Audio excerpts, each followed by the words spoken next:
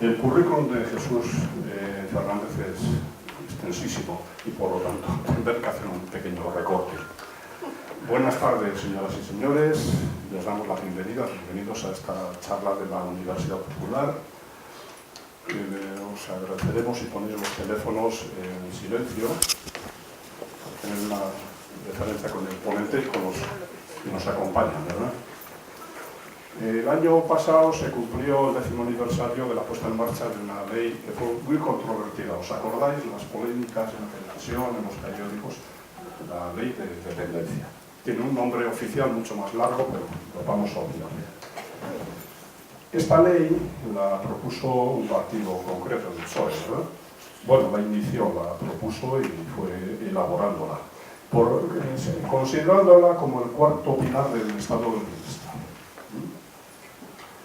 Hoy vamos a analizar, Jesús va a analizar la ley y también una cosa muy importante, el estado actual de desarrollo, porque las leyes son declaraciones de propósitos, pero hay que ver cómo se ha llevado cómo se ha puesto en práctica.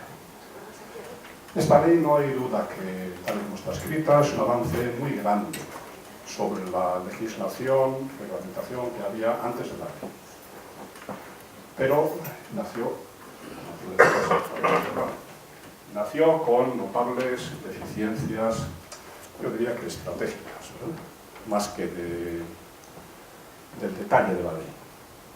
Pensando un poco en los posibles obstáculos que se iban a adelantar contra ella. No hubo estrategia. Y posteriormente las crisis, a partir del año 2007, han ido agravando la situación, ¿no? Porque esto ha supuesto exigencias de recorte, equilibrios presupuestarios, etc. Con lo cual, pues, la situación no deja de ser, es preocupante. Bueno, y después hay un detalle que tú lo has apuntado aquí, que es interesantísimo, que no debiéramos echar toda la culpa al Estado central, incluso ni al PP, sino hay que ver qué papel juegan las autonomías. En este caso, y lo vas a explicar en detalle. Bueno, pues para hablar de este tema tenemos una persona, yo diría la persona ideal, que vamos a ver. Roberto Fernández. Es pedagogo y psicólogo desde los años 75 y 77 por la Universidad Complutense. Es funcionario por oposición al Cuerpo Técnico Superior de la Seguridad Social. Ha sido director del Centro Base y subdirector provincial de Personas con Discapacidad de La Coruña. Ha sido director provincial de Inserso en Cáceres. Ha sido consejero de Relaciones Internacionales y jefe de gabinete en la Dirección General del Inserso. Ha sido subdirector general de gestión y subdirector general del Plan Gerontológico del Inserso. Coordinador del Plan Nacional de Alzheimer, del documento base para la coordinación sociosanitaria y secretario del Comité Nacional para el Año Internacional de las Personas Mayores. Es miembro del comité organizador de la Asamblea Mundial del Envejecimiento. No digo las fechas porque ya sería un poco excesivo. Ha sido coordinador de Asuntos Sociales Internacionales del Ministerio de Trabajo y Asuntos Sociales. Ha sido subdirector general adjunto de Planificación del Inserso. Y las cosas, que no se nos olvide. Actualmente es consejero del Inserso y jefe del área de envejecimiento activo y coordinador del Consejo Estatal de Personas Mayores, de la Estrategia Nacional de Envejecimiento Activo y Buen Trato y de los informes bienales para sobre las personas mayores en España. Y aparte de todo este nutrido currículum, pues es un articulista, escribe en los medios habituales, los medios un poco especializados sobre discapacidad, envejecimiento activo, dependencia. Es profesor en varios másters de gerontología en universidades españolas e iberoamericanas y es miembro de la Sociedad Española de Geriatría y Gerontología. Bueno, pues Jesús, muchísimas gracias. Hemos hablado muy poco porque en cuanto yo se lo propuse, pues lo tomo como cosa suya, ¿verdad? Y aquí estamos. Muchísimas gracias, señoras y señores, por su asistencia. Un día que encima está lloviendo, ¿verdad? Y gracias, Jesús. Vamos a comenzar. Muy bien, muy bien.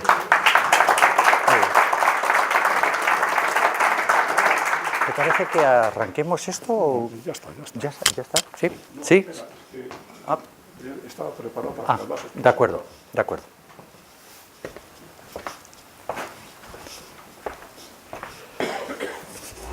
Perfecto. Bueno. Entonces, ¿hablo por aquí? Sí, sí. ¿Sí? Mejor lo pongo de frente, a ver. Sí, sí. Un segundito. Bueno, ¿qué tal se escucha? ¿Sí? Bueno, muy bien. Bueno, pues muchas gracias, Gabriel, por la presentación. Muchas gracias a todos, como se ha dicho, por la asistencia. Además, competimos con los carnavales, aunque el tiempo no les va a acompañar, supongo que estarán bien cobijados, pero de cualquier manera, pues estar en estas fiestas de alegría y de diversión y optar por una conferencia tan sesuda y que calculo que no va a producir grandes alegrías, pues la verdad es que tiene doble mérito y por mi parte doble agradecimiento, desde luego, porque estén todos aquí. Hay amigos, hay amigas, viejos conocidos y gente nueva que se acercará por primera vez a este asunto, o por lo menos a oírme. Hace muy poquito teníamos una charla aquí de la mano de la Asociación de Tres Cantos en defensa o en reivindicación de plazas públicas para atender a personas mayores en situación de dependencia, y por tanto muchos de mis argumentos pues sonarán ya a algo visto o oído, pero bueno, intentaremos de alguna manera concretar este tema bien complejo, que como ha dicho Gabriel, pues es uno de los grandes debates, o ha sido uno de los grandes debates en estos últimos años, de esta pieza de política social. Yo diría que una de los mecanismos de protección social más importantes que se han desarrollado en estos 20 últimos años en nuestro país. Habría que remontarse a la Ley de Pensiones No Contributivas del 90 para encontrar una pieza de política social que supusiera un avance importante en la mejora de los ciudadanos y en el disfrute de nuevos derechos de ciudadanía, y por tanto yo pienso que es un tema que bien merece la pena que le dediquemos esta hora larga o esta hora y pico de charla, y que luego será seguida, como siempre, por un amplio coloquio que nos llevará pues aproximadamente hasta las 9, en el momento en el que nos tendremos que ir porque cierran, como saben, este centro.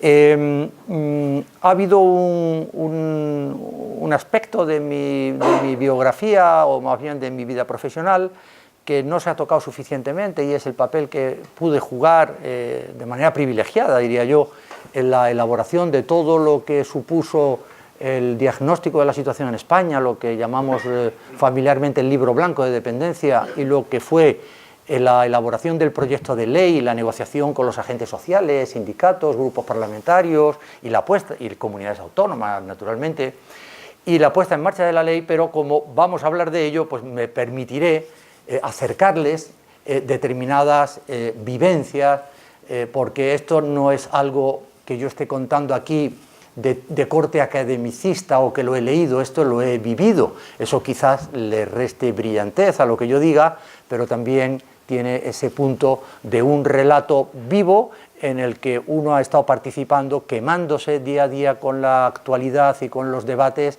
y que por tanto espero que eso haga todavía mucho más próxima esta materia, que sin duda es un poquito árida. A ver si intento distraerles, por lo menos, y como objetivo que ustedes conozcan, que es lo que yo me propongo en este esquema de intervención, pues cuáles son los antecedentes de este asunto de la dependencia, cómo podemos conceptuarla, conceptos básicos en torno a la dependencia, qué es eso de la dependencia, qué es eso de los cuidados de larga duración, que gustan más en los países europeos llamarles de esa manera, cuidados de larga duración. Los anglosajones le llaman el long-term care, los cuidados de larga duración, o los más francófonos, como Francia, Luxemburgo, etcétera, Bélgica, le llaman les soins de longue durée, los cuidados de larga duración. Realmente, en los países de la Unión Europea se utiliza mucho más el concepto de cuidados de larga duración. De hecho, también los documentos, recomendaciones y dictámenes de la Unión Europea hablan de los cuidados de larga duración. Sin embargo, nosotros hemos optado aquí pues, por la palabra de dependencia como era también la traducción literal de la ley alemana en su momento, y bueno, ha sido un concepto que ha tenido un cierto éxito, puesto que efectivamente ha anulado, aunque no nos vamos a olvidar de ello, el otro elemento importante de la ley que vamos a tocar aquí, una ley que se llama Ley de la Promoción de la Autonomía Personal, y de la Atención a la Dependencia, y como diríamos nosotros, alias Ley de Dependencia. Incluso en muchos escritos, y ustedes, los que ya son técnicos en esta materia lo conocen, los que se acerquen por primera vez lo verán con frecuencia, la llamamos la LAPAD, la Ley de Autonomía y Personal y Atención a la Dependencia, LAPAD.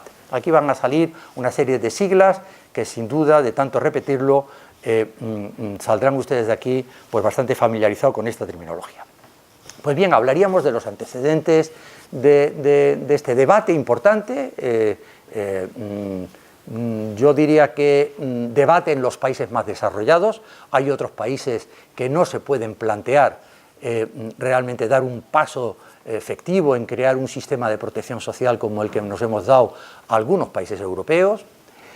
Será bueno ver también como un segundo aspecto cómo este tema se trataba antes de la ley de dependencia, porque claro, antes de la ley de dependencia se atendía a la gente, quizás con unos esquemas más de cierta discrecionalidad, de cierta limitación presupuestaria, con prestaciones no tan de derecho como el de la ley de dependencia, pero obviamente desde los años 70 se han venido atendiendo la dependencia o bien a través de servicios, centros y servicios y programas, o a través de prestaciones económicas, como luego veremos. Por tanto, vamos a ver rápidamente también algunos hitos importantes en esa atención a la dependencia en los años 70, 80, 90 y 2000. Para llegar, en tercer lugar, en el esquema que les propongo, a caracterizar esta ley 39/2006, de 14 de diciembre, que se publicó en el Boletín Oficial del Estado el día 15 de diciembre de 2006 y que entraba en vigor en enero del 2007. De ahí que estemos todavía con el regusto de los 10 años de la puesta en marcha de la ley, 2007-2017. Esta ley la vamos a caracterizar a través de un recorrido rápido de sus artículos, de sus títulos fundamentales, de tal manera que les sirva un poco de estructura mental de todo lo que contiene esta ley. Es una ley breve, como luego veremos, pero que tiene un fuerte contenido y tiene un gran valor. Tiene un gran valor porque adelanto que es una ley que se produce una vez hecho todo el proceso de transferencias y, por tanto, hacer una ley estatal cuando ya se había ultimado el proceso del Estado de las Autonomías y las transferencias a las 17 comunidades autónomas, a los 8.100 municipios, sin olvidarnos de las 2 ciudades autónomas de Ceuta y Melilla, pues tenía bastante mérito, entre otras cosas porque algunas fuerzas políticas ya de entrada nos dijeron que llevarían este proyecto de ley al Tribunal Constitucional, porque entendían que era una extralimitación por parte del Estado el intentar regular materias que ya habían sido transferidas y que además, como luego veremos, la Constitución española en su artículo 148 les otorga a las comunidades autónomas la competencia en asistencia social y en servicios sociales. Por tanto, el hecho de hacer la ley tiene su mérito, el gobierno tuvo su mérito, los grupos parlamentarios que lo apoyaron pues tuvieron su mérito porque ha habido que vencer pues, determinadas resistencias, resistencias que luego se visualizaron en los primeros años de la puesta en marcha de la ley. Por tanto, veremos con interés este contenido de la ley y destacaremos en su desarrollo 2 periodos que yo les propongo en este esquema. Ha habido realmente 2 momentos. Si bien la ley ya nació en un contexto de cierta presagio de crisis económica, desde luego los 5 primeros años de la ley, es decir, desde el 2007 al 2011 ambos inclusive, todavía la ley fue trasteando desde el punto de vista de la financiación y los aportes que nos hacían el Ministerio de Economía. pero en el último momento de ese quinquenio, de ese primer quinquenio, ya hubo que tomar alguna medida de contención de gasto público, gobernando en ese momento todavía el gobierno socialista. La segunda etapa, que es una etapa que se caracteriza netamente por los recortes y la contención del gasto público y, por tanto, un cierto desmantelamiento de algunos de los elementos básicos de esta ley de dependencia, se producen en el periodo 2012 a 2017, ambos inclusive. Han sido, por tanto, 6 años duros, de los que ahora se atisba en este año, finales del 17 y principio del 18, una cierta, vamos a decir, esperanza. Vamos a ver si es verdad, por un acuerdo que se ha hecho recientemente entre el conjunto de las administraciones públicas, pero que evidentemente yo soy escéptico, aunque me ilusionará que todo esto se lleve a cabo, pero soy escéptico en cuanto a la disponibilidad financiera que va a requerir el relanzamiento de la ley. Pero bueno, por lo menos tenemos una base de consenso, de acuerdo entre la Administración General del Estado y las comunidades autónomas, pues para tomar una serie de medidas que apuntaré en el punto quinto. En el punto quinto les voy a poner sobre la mesa el asunto, primero entrando con datos que nos permitan situar cuánta demanda hay, cuántos beneficiarios tenemos, cuánta gente ha sido valorado, cuánta gente hay en la lista de espera, etcétera, y ver en qué consiste ese acuerdo del que les he hablado y que, por tanto, espero que pueda tener el interés de todos ustedes. Y, por último, haría unas conclusiones, un balance global, después de estos 10 años, de la ley de dependencia, de lo que ha supuesto, de una manera muy sintética y muy esquemática. Pues bien, este sería, de alguna manera, el recorrido que yo les propongo.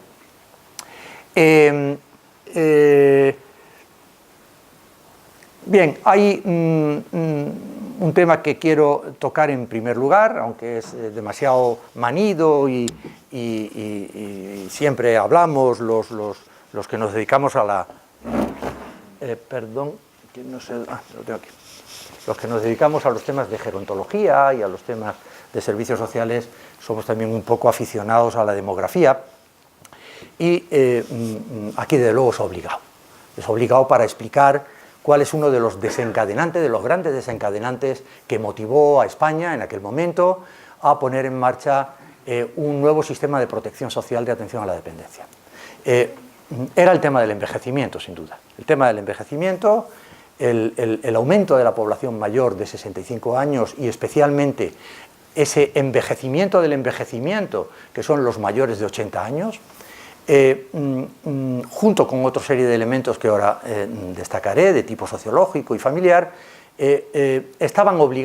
obligaron en su momento a los países europeos, estaba obligando también a España a que se tomaran determinadas medidas de actuación para poder ayudar a estas personas que van perdiendo poco a poco su autonomía personal y que no siempre reciben el apoyo de sus familiares. El arranque del siglo XXI tiene dos momentos muy importantes. Tiene una primera década que va del 2010 al 2000 al 2010, 2011, que es una década en la que, si bien no han crecido mucho el número de personas mayores, lo que sí es cierto es que ha habido una fuerte demanda, una mayor conciencia de que tenían que crecer los servicios sociales y de atención a la dependencia. ¿Por qué hubo un cierto enlentecimiento del crecimiento del número de personas mayores? Porque en los años 2000 se estaban jubilando los que habían nacido en la guerra civil prácticamente. En los años 35, 36, al 2000 culminaban con sus 65 años, su ciclo laboral, podríamos decir. En el caso de las mujeres, pues su cumplimiento de los 65 años, en el caso de muchas mujeres. Esa década, por tanto, ha sido una década que llaman los demógrafos cohortes huecas, de muy poca gente, nació muy poca gente en aquella época. La caída de la tasa de natalidad en torno a la guerra civil fue tremenda, y estos fueron los que se empezaron a jubilar en los años 2000 hasta el 2011.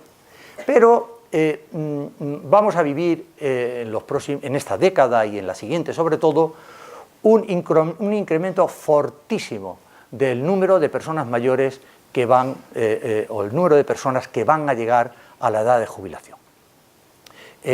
A partir del año 2018-2019 empezarán a jubilarse, como todos saben, la generación de las chicas y chicos que nacieron en los años 60.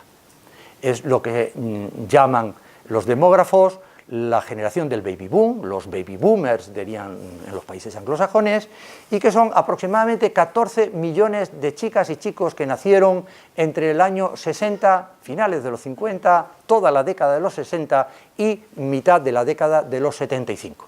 Una época en la que se incrementa de manera muy notable la tasa de natalidad en España, llega en algunos momentos a tener una tasa por encima de 3 hijos por mujer fértil, y estos 14 millones de ciudadanos, que si visionáramos ahora una pirámide demográfica, estarían colocados en la parte de personas en edad laboral, por tanto, imagínense una tinaja o un farolillo que se engorda, se engrosa en la parte central, se adelgaza por la parte de abajo, que es la baja natalidad que tenemos, muy engrosada en la edad laboral, y que empieza a redondearse en la gente que supera los 65, 80, 90 o 100 años. Por tanto, en esa fase vamos a estar, sin duda, a partir de los años 2020-2025.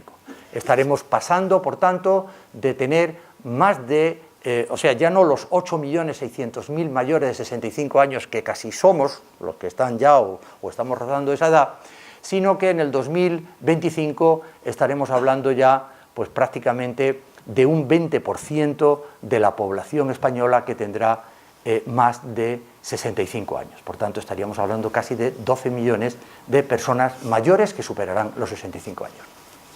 Este tema es uno de los grandes desencadenantes de esta inquietud que les decía. Pero había muchos más temas.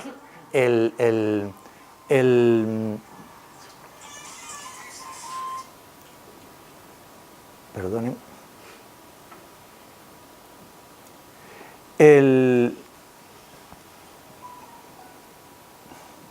Bueno, aquí esto... Vale, perdón, ya lo he cogido. Estaba por aquí. Ha habido muchos más factores que se han ido poniendo de manifiesto en nuestro país. No solo el proceso de envejecimiento que he intentado dibujar con una pincelada gruesa y rápida, sino todo lo que se ha ido evidenciando cuando nos comparamos con Europa, que es la constatación de que nuestro gasto social sigue siendo muy bajo con respecto a la Unión Europea, sobre todo la Unión Europea de los 15, aunque a veces nos tratan de llevar a medias de los países de la Unión Europea de los 28, pronto de los 27 nada más. Sin embargo, en estos temas hay que referirse a la Unión Europea de los 15. Unos 15 países de la Unión Europea, los que estaban antes del 2010 y 2008, que se produjeron las grandes ampliaciones de nuevos países europeos, donde vemos que España, a pesar de ser una de las grandes potencias de esa Unión Europea de los 15, sin embargo ha tenido siempre un gasto social muy por debajo de los países de su entorno. Solo superábamos a Grecia y Portugal, y no siempre depende de qué función estemos hablando. Cuando hablamos de gasto social, nos referimos a lo que gasta un país pues en materia de pensiones, en materia de sanidad, en materia de políticas activas, en materia de servicios sociales y dependencia, etcétera, etcétera, etcétera. Pues bien, nosotros siempre hemos tenido un diferencial de 6-7 puntos con respecto a la media de gasto social sobre el PIB que tiene la Unión Europea. Es decir, en los últimos datos de Eurostat estaríamos aproximadamente en unos 24,5% sobre el PIB, cuando la media europea supera el 29%, o cuando países como los países nórdicos están prácticamente rozando el 40% de gasto social, o países vecinos como pueda ser Francia, gasta casi el 35% de su riqueza en gasto social. También es cierto que nosotros hemos tenido una presión fiscal muy baja, también nuestra presión fiscal es muy baja con respecto a los países europeos, y eso nos hace que entre menos dinero en las cajas del Estado, bien sea por vía cotización o bien sea por los diversos impuestos, y a la hora de redistribuir ese dinero también tenemos menos capacidad de hacer políticas redistributivas como tienen otros países europeos. En España se han producido cambios muy rápidos en cuanto a la nuclearización de la familia, a la pérdida o la caída de esa natalidad, a la movilidad geográfica de los hijos que han ido abandonando muchas veces en zonas españolas despobladas de gente joven, ya que no diríamos de la gente mayor que vive en pueblos pequeñitos, eso que se viene llamando últimamente la España vacía. La mujer se ha incorporado de manera muy importante en el mercado laboral, con lo cual es impensable que pueda abandonar su actividad laboral por cuidar a sus mayores, y por tanto todos estos cambios han ido generando la necesidad de abordar un sistema nuevo, porque el sistema de pensiones no es suficiente para afrontar los gastos que conlleva la atención a la dependencia. Piensen en una pensión de viudedad con 500 o 600 euros que tiene que abordar una ayuda en el domicilio, a través de ayuda a domicilio, y que tiene que pagarla, o que tiene que sufragar los gastos que supone el acceso a una residencia, que tienen costes, como aquí en Tres Cantos, en una residencia que está a pocos metros de nosotros, con costes superiores a 2.000 euros por cama. Entonces, lógicamente, ni las pensiones son suficientes para afrontar esas nuevas necesidades. El sistema sanitario no cuida, el sistema sanitario cura, pero no cuida. El sistema sanitario es excelente a la hora de lo que son los procesos agudos, pero tiene sus dificultades cuando tiene que afrontar los procesos de cronicidad. Si acaso, en lo que se llama cuidados de corta y media estancia hace algo, pero en España precisamente no somos los paladines del cuidado de corta y media estancia. De hecho, de las 150.000 plazas hospitalarias, solo 11.000 plazas son de corta y media estancia, es decir, unas semanas, si acaso 3 meses.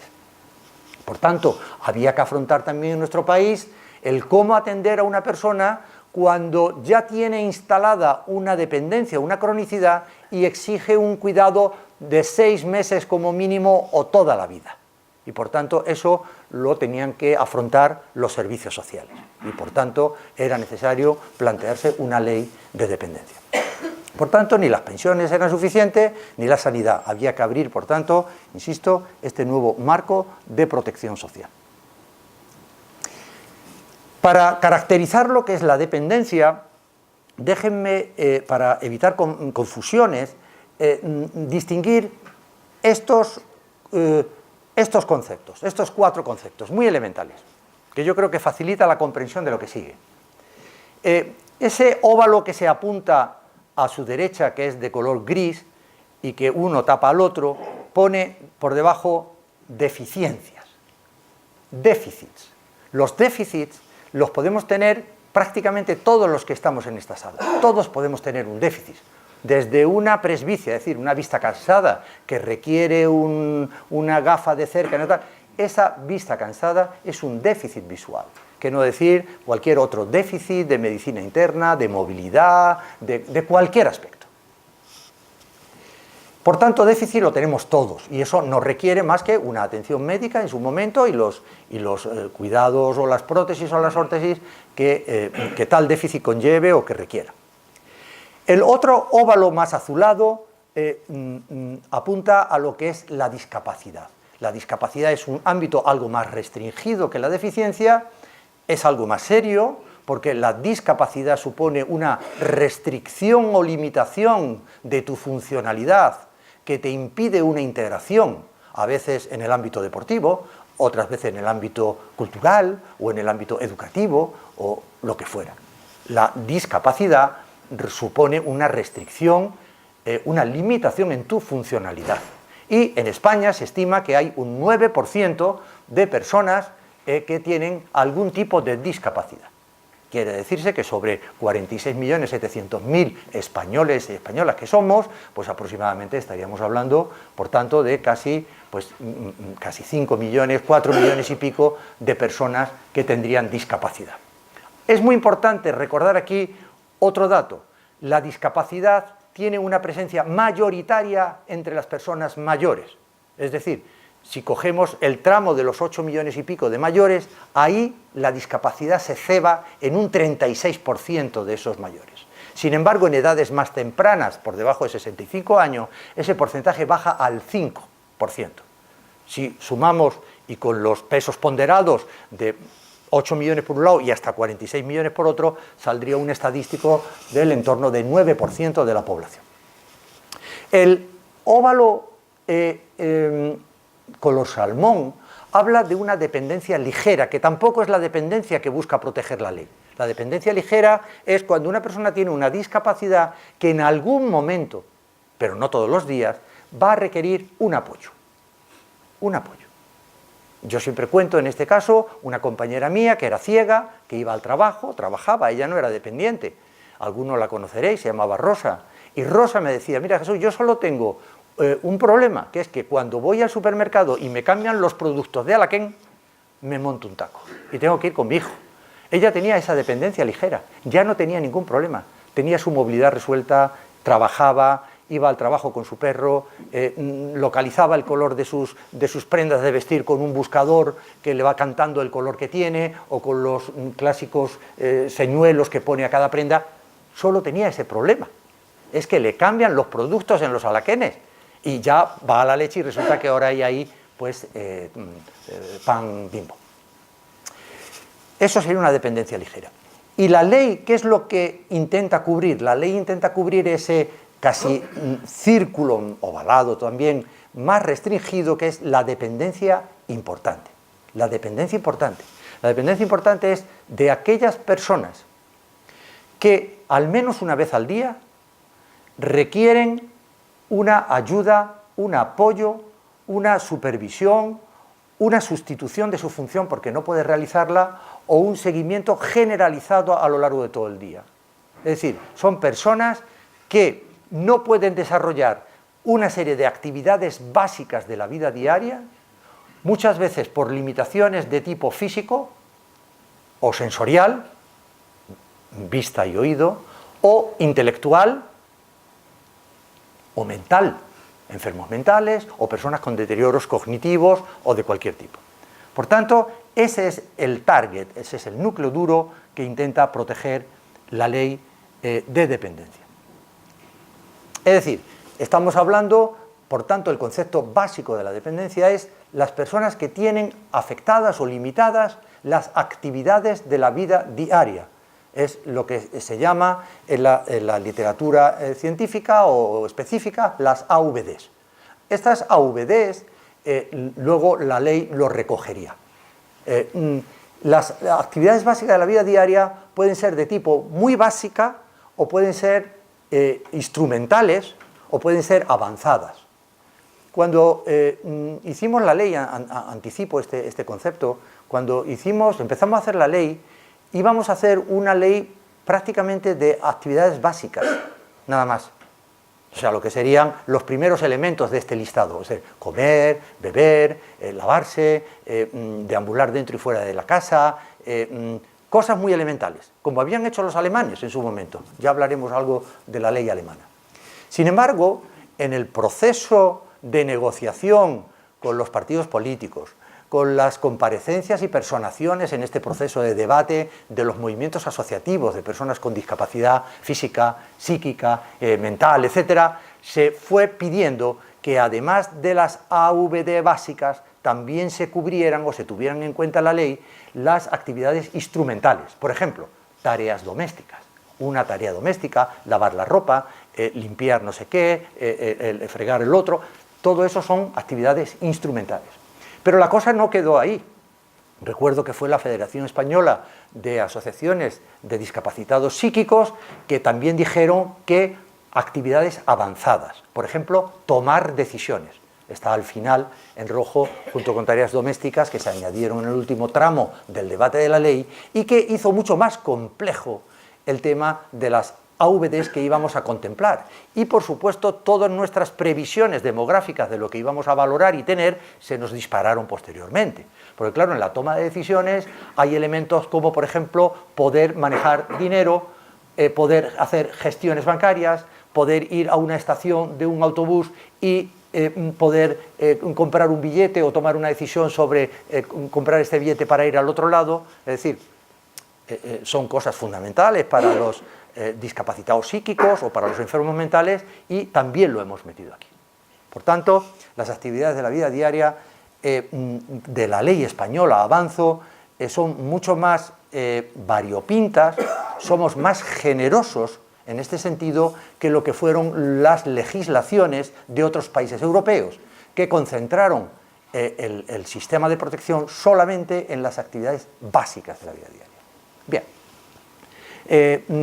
luego nosotros empezamos a pensar en cómo articularíamos la dependencia, ese óvalo verde que les señalaba en la anterior diapositiva, y lo fuimos estructurando en 3 grados de dependencia. Esto no fue nada novedoso, nos basamos en el sistema alemán y lo que hicimos es la dependencia ponerla en 3 categorías.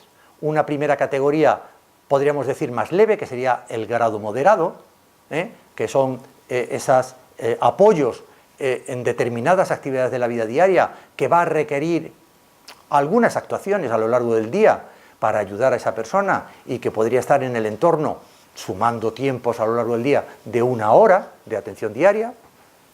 El grado severo apuntaría a varias intervenciones de apoyo a través de una tercera persona, o bien un familiar o un cuidador profesional, al menos 3 veces al día y por periodos de 1 hora y media o 2 horas y media. Y la gran dependencia es cuando a una persona ya hay que ayudarla en todas y cada una de las actividades de la vida diaria, requiere una sustitución de su funcionalidad o un seguimiento o una supervisión continuada y que requiere unos cuidados acumulados a lo largo del día de más de 3 horas. Esta era, de alguna manera, la concreción de tipo operativo de en qué iba a consistir esa dependencia. Pues bien, les decía que antes de la ley de dependencia había inteligencia, había protección. Lo que pasa es que la protección se daba a través de los servicios sociales con carácter general. Yo he subrayado aquí algunos elementos, o he puesto en rojo, que nos ayudan a rastrear, a la traza de lo que nuestro sistema español, antes de la ley de dependencia, tenía en términos de dependencia. Por ejemplo, al poco de un mes antes de aprobarse la Constitución Española del 78, por cierto, se crearon en España las 3 entidades gestoras de la Seguridad Social. Las 3 entidades gestoras de la Seguridad Social era el INS para pensiones, era Inserso para servicios sociales de la Seguridad Social y era Insalud para prestaciones sanitarias, hospitales. Pues bien, tanto el INS como el Inserso atendían de alguna manera la dependencia. El Inserso lo atendía ya en aquellos años preconstitucionales, unos meses antes, unos años antes. Digo unos meses antes porque la ley que regula las 3 entidades gestoras de la Seguridad Social, la ley 36/78, se aprobó en noviembre y la Constitución se aprobó, como saben, en diciembre del 78. O sea, un mes antes. Pero antes veníamos trabajando en este sentido. El Inserso ya tenía, obviamente, tanto para personas con discapacidad como para personas mayores, determinados dispositivos residenciales, diurnos, etcétera, etcétera. ¿Y el INS qué tenía? Pues el INS tenía un elemento de protección a la dependencia, que era el plus que da a las pensiones de gran invalidez. Recuerden que las pensiones son de invalidez total, absoluta y gran invalidez. ¿Qué implica la gran invalidez? La gran invalidez requiere la ayuda de estar en un estado tal que requiere la ayuda de otra persona. Y en ese caso lo que hace el INS, lo que viene haciendo el INS desde hace muchísimos años, es dar un 50% más de pensión sobre lo que pagaría sobre la invalidez absoluta. Por tanto, ahí tienen ustedes una un antecedente clarísimo de un mecanismo prestacional económico de atención a la dependencia. En modo de prestación económica el INS, en modo de servicios el INSERSO. Pues bien, a lo largo de estos años finales de los 70 y 80 se producen elementos muy interesantes que van poniendo piezas en nuestro sistema de protección social. Nuestra propia Constitución le da un impulso importante cuando en su artículo 49 y 50 habla de los derechos y la protección a la discapacidad, artículo 49, o a los mayores en artículo 50. Y es importante recordar, ya lo he dicho antes, que introduce en nuestra Constitución un reparto competencial entre las comunidades autónomas, artículo 148, título octavo de la Constitución, y el artículo 149, donde se ubican las competencias específicas de la Administración General del Estado. Digo eso porque esta ley emana de un artículo, de un apartado del 149.1c, que nos otorga al Estado, a la Administración General del Estado, la posibilidad de regular condiciones básicas a través de leyes que aseguren la igualdad de derechos y la igualdad de trato. Gracias a ese artículo 149.1c podemos tener esta ley, porque, insisto, el 148 les había dado a las comunidades autónomas, y luego eso se consagra en los estatutos de autonomía, desde el año 79 hasta los más tardíos, en el año 85, les consagra la competencia de las comunidades autónomas en cuanto a servicios sociales, de tal manera que solo ellos podían legislar en esa materia. De hecho, durante estos años 80, las comunidades autónomas han ido, después de sus estatutos de autonomía, legislando en servicios sociales. Primero fue País Vasco y Navarra en el 82, y luego a lo largo de los años 80 y 90, pues como si fuera la ley del dominó, pues van cayendo piezas, van cayendo nuevas leyes de servicios sociales que van regulando los temas de atención a cuidados y los servicios sociales para los distintos sectores, mayores, discapacitados, etcétera, etcétera. En estos años también hay algún rastro de preocupaciones en temas de la dependencia, como todo lo que fue en los años 85 y 87 sobre todo, cuando ya se ha hecho la primera fase de transferencias de las competencias del Estado a las comunidades de vía rápida, a las tres nacionalidades históricas y a las comunidades de vía rápida, y en paralelo a la transferencia a las corporaciones locales, ley de régimen local del 85, pues empieza a ponerse en marcha muchos servicios de atención a la dependencia por las comunidades autónomas, por el Estado y por los ayuntamientos, sobre todo la ayuda a domicilio. En algún momento la Administración General del Estado da un paso muy decidido, y aquí hay dos compañeros que trabajaron en el CEAPAT en el año 89, tanto Luis como Ana, que saben muy bien de lo que hablamos y lo que representaba esto, y era una apuesta de nuestro país por el tema de la autonomía personal y la promoción de las ayudas técnicas, la accesibilidad, el diseño universal, etcétera, etcétera. El CEAPAT, como centro estatal del INSERSO de autonomía personal y ayudas técnicas, es un paso importante en pro de ese aspecto bifronte de nuestra ley, que es en lo relativo a la autonomía personal, a la promoción de la autonomía personal, pero también a evitar o a aliviar de alguna manera la situación de dependencia. En los años 90 se producen algunos otros hechos también notables en el tema de la atención a las personas con pérdida de autonomía personal. Me refiero al hecho de que en el 90 se publicó la Ley de Pensiones No Contributivas. La Ley de Pensiones No Contributivas venía originada por la Ley del 85 de pensiones. Esa ley, ahora que se han hecho unas declaraciones muy sorprendentes esta mañana, como si fuera la gran respuesta a nuestros problemas, pues me refiero al tema de los planes de pensiones.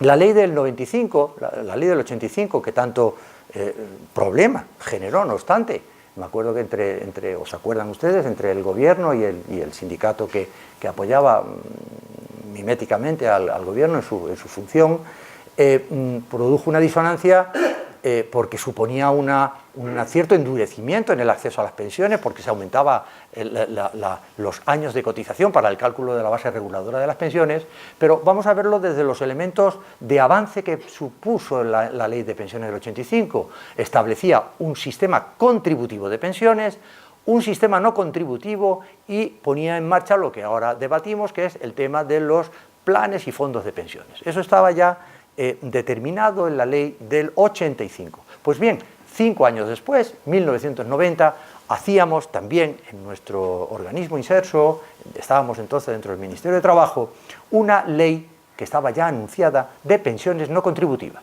Es decir, aquellas personas mayores de 65 años o menores con discapacidad que no hubieran podido cotizar, unos por discapacidad, otros por no tener el periodo de carencia necesario, pasaban a ser beneficiarios de un sistema de prestaciones no contributivas.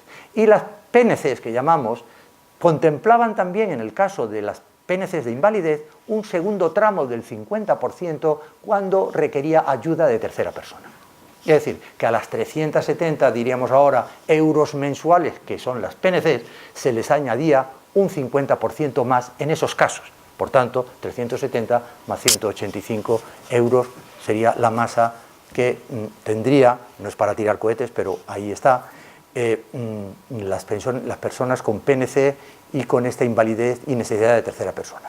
Eso es otro elemento que ha quedado ahí y son importantes recordarlas porque los que acceden hoy por hoy a la ley de dependencia, si cobran alguna de estas prestaciones, se minoran en la cuantía. Claro, si la supera, por ejemplo, la pensión de gran invalidez, ya no ha lugar a que cobre una prestación económica, porque la de gran invalidez es superior a la que da la ley de dependencia. Pero si cobrara alguna de estas más pequeñas, pues hay una diferencia que tiene que abonársele. Por tanto, son prestaciones que hay que deducir. De todo lo que ahí viene, que no quiero distraerme demasiado, sí me interesa recuperar un tema, porque luego va a salir con la ley, que es que en el año 95 se ponen de acuerdo las fuerzas políticas antes de las elecciones generales que iba a haber en el 96 y cierran, yo creo que fue un gran éxito del conjunto de las fuerzas políticas del país, cierran los pactos de Toledo. Esto va a ser muy importante porque lo vamos a ver como desencadenante de la ley de dependencia y un gran elemento que fue tomado en cuenta cuando se debatió la ley de dependencia. ¿Por qué digo eso? Pues porque en los pactos de Toledo del 95 lo que venían a decir era lo siguiente: aparte de la lucha que se acometía contra el fraude, aparte de la mejora de los mecanismos de protección social o las medidas para asegurar la sostenibilidad futura, etc., lo que vino a decir es que la financiación de la seguridad social, que entonces era en un 70% de cotizaciones de trabajadores y empresarios y un 30% del Estado, se dijo que desde el 95 hasta el 2000 se produciría la separación de las fuentes de financiación. Que yo me imagino a Moisés ahí entrando en el Mar Rojo y dando con su báculo y separando los mares. Pues efectivamente se iban a separar esos mares financieros de tal manera que las pensiones de futuro se iban a financiar solo y exclusivamente con las cotizaciones de trabajadores y empresarios, y la sanidad y los servicios sociales se irían progresivamente financiando solo con impuestos. Esto es muy importante porque cuando llegamos al debate de la ley de dependencia y su financiación, estuvimos tentados en algún momento de que esa ley de dependencia se financiara con cotizaciones, o al menos con el Fondo de Reserva de la Seguridad Social, cuando había dinero. Cosa que, por estos pactos de Toledo, quedó vetada tal posibilidad. La ley de dependencia, como son servicios sociales, solo podría ser financiado por impuestos, porque así se determinó en los pactos de Toledo. Esta separación de la fuente de financiación, 5 años después, en el 2000, cuando además coincidió con un ciclo económico alto, con prácticamente 20 millones de trabajadores que cotizaban, pues generó un inmenso superávit en la seguridad social, porque claro, las cotizaciones, insisto, solo tenían que pagar las pensiones, antes pagaban pensiones y sanidad y parte de servicios sociales, y de pronto esa gran masa de cotizantes, esa separación de la fuente de financiación generó inmediatamente después, a partir de los años 2000, el que empezara el Fondo de Reserva de la Seguridad Social. Y ese Fondo de Reserva de la Seguridad Social fue creciendo desde el año 2000 hasta el año 2011, llegando pues a esa cifra fantástica de 66.000 millones de euros que permitiría afrontar, se decía entonces, los problemas que generaría la jubilación de los baby boomers a partir del año 2020, o también afrontar momentos de ciclo económico bajo.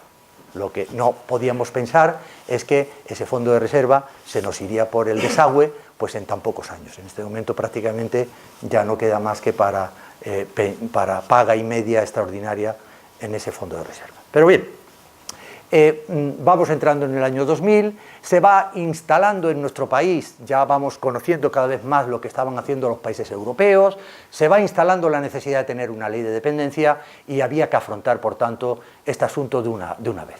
La revisión de los Pactos de Toledo en el 2003 da el empujón para el asunto, los programas electorales de lo que iba a ser la campaña electoral del 2004 hace que algunos partidos políticos reflejaran este asunto en sus programas electorales, gana el Partido Socialista, en las primeras declaraciones, recuerdo que esto lo oía yo en junio del 2004, iba a coger un tren y de pronto le caía al inserso la China de hacer el libro blanco de la dependencia, escribir un libro que sirviera de diagnóstico, de radiografía, de la problemática de la dependencia en España, para afrontar posteriormente, 2005, 2006, lo que sería el gran debate con los agentes sociales, con los partidos políticos, proyecto de ley y entrar en el Congreso de los Diputados con el proyecto de ley de dependencia. Así entramos en la elaboración del libro blanco. El libro blanco permitió poner negro sobre blanco qué era la dependencia, qué previsiones había, cuánta gente sería, cuánta gente entendíamos que iba a tener cualquiera de los 3 niveles de dependencia, cuál era el soporte jurídico de todo lo que se venía haciendo en ese momento, qué empleo se generaría, qué servicios sociales y sanitarios venían cubriendo esa dependencia, qué había que hacer, qué modelos europeos íbamos a ver, porque claro, todo está hecho realmente. Lo que tenemos que ver es qué modelo era el idóneo para España. Tuvimos que salir a conocer otros modelos europeos, pero también tuvimos que ver nuestras propias sujeciones presupuestarias y de toma de decisiones, como los Pactos de Toledo, que nos obligaba a que esta ley, por mucho que algunos querían, no se iba a financiar por cotizaciones. No porque se habían separado la fuente de financiación, necesariamente se iban a financiar por impuestos, porque pasaban a ser servicios sociales, no prestaciones contributivas o no contributivas de la Seguridad Social. Eso fue un pie forzado, que para algunos fue una decepción, pero luego pues hubo que entrar en la realidad. Antes de presentar la ley, decirles que previo a todo fue el debate con sindicatos y empresarios. Y esto es importante porque marcó el futuro de la ley. Vuelvo a decir que en esa mirada de los sindicatos y los empresarios había miradas distintas de cómo crear un nuevo sistema. Por ejemplo, los empresarios entendían que no tenía que haber servicios públicos. Lo que entendían es que tenía que haber prestaciones económicas tipo cheque-servicio, donde la gente con libertad de decisión, pues en función de tu grado de dependencia, grado moderado, severo tal, te daban un dinero y tú con ese cheque-servicio mensual lo canjearas por la compra de un servicio, fuera un servicio de ayuda a domicilio o de centro de día o de residencia. Los sindicatos decían que no, que mayoritariamente se tenían que hacer servicios públicos, bien fueran propios de la administración, estatal, autonómico o local, o concertados por la administración. En este sentido, se busca, como siempre, un equilibrio, pero que fue a favor de la visión de los sindicatos, de tal manera que la ley inicialmente priorizó los servicios y servicios públicos frente a las prestaciones económicas de cheque de servicio.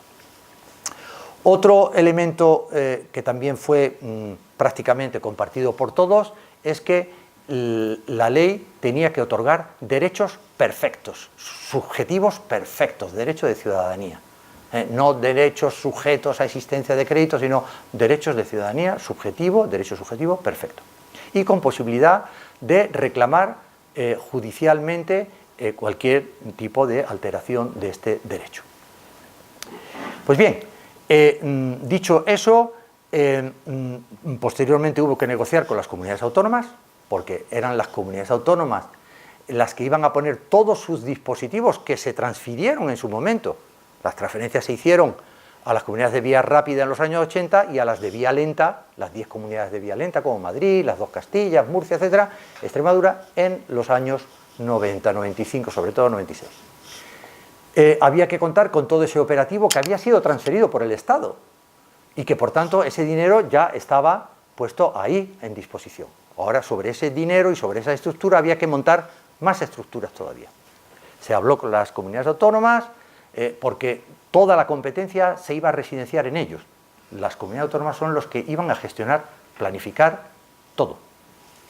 El Estado se quedaría con unas competencias pues, de impulso, de normativa básica, de coordinación, de seguimiento estadístico, etc. Y hubo que negociar con los partidos políticos. Nosotros creíamos que habíamos sentado las bases de la unanimidad política en aquel momento. Al principio el proyecto de ley lógicamente lo auspició el Partido Socialista, pero rápidamente fue apoyado por Izquierda Unida, por ERC,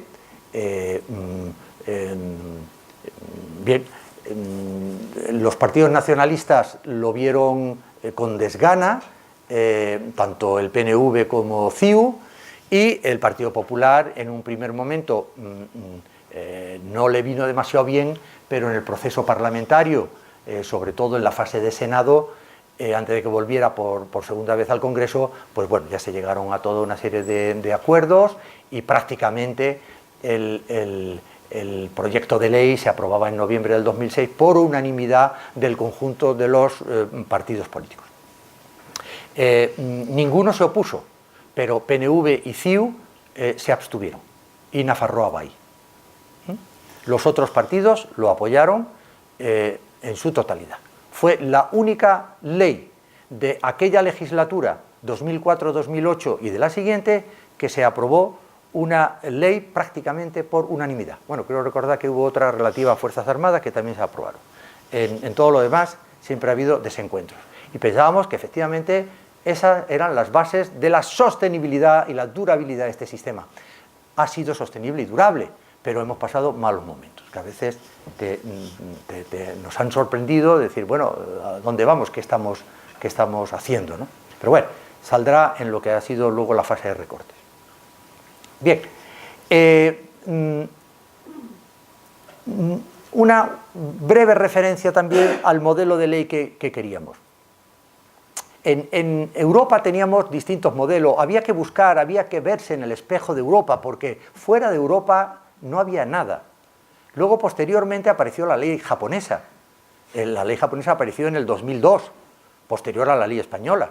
La ley japonesa, bueno, pues son como todos los japoneses, pues muy rara, con unos sistemas de valoración rarísimos, y era para los mayores de 45 años. Pero bueno, la ley japonesa es posterior a la ley española. Lo que teníamos hasta entonces eran 11 iniciativas de leyes de dependencia, no de 11 países, porque hay un país como Bélgica que no lo tiene todo Bélgica, solo lo tiene los flamencos. Por tanto, yo diría 10 y pico. Japón luego sería 11 y por tanto España 12. Solo 12 países en el mundo tenemos una ley pública universal de servicios sociales. Y había distintos modelos. El modelo que más gustaba a los parlamentarios y que nos gustaba a nosotros era el modelo nórdico. El modelo que venían haciendo desde los años 80 pues, los 5 países nórdicos. Desde aquel año 82 que Suecia aprueba su ley de salud y servicios médicos que universaliza el tema de la dependencia, pues esa misma senda la siguieron después Finlandia, Noruega, etcétera, siendo en este momento el gran depositorio de las esencias del modelo nórdico Dinamarca. Dinamarca con sus 5 millones de habitantes, sus 280 municipios, con altos niveles de bienestar, una alta presión fiscal, un gran gasto social, una fuerte descentralización en lo local, es el modelo idóneo. Todos querríamos ser daneses, pero vivir con la calidad de vida que tenemos en España, ¿verdad? Por lo menos climatológicamente y gastronómicamente hablando, ¿no? Bien. Entonces, ese modelo, por tanto, era un modelo muy universal, muy desde lo local, muy con coordinación sociosanitaria y financiado por impuestos. Y prácticamente obviando los mecanismos de comprobación y de valoración. prácticamente van a cubrir la necesidad. Tienen esta necesidad, pues voy y la cubro. Era el modelo Beveridge.